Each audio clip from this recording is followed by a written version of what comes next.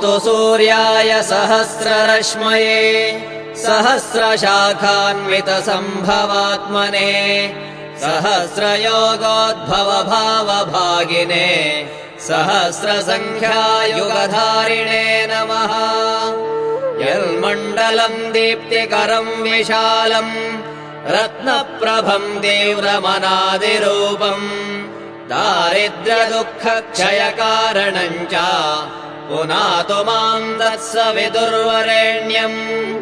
यन्मण्डलम् देवगणैः सुपूजितम् विप्रैस्तुतम् भावनमुक्तिकोविदम् तम् देवदेवम् प्रणमामि सूर्यम् पुनातु माम् तत्सवितुर्वरेण्यम्।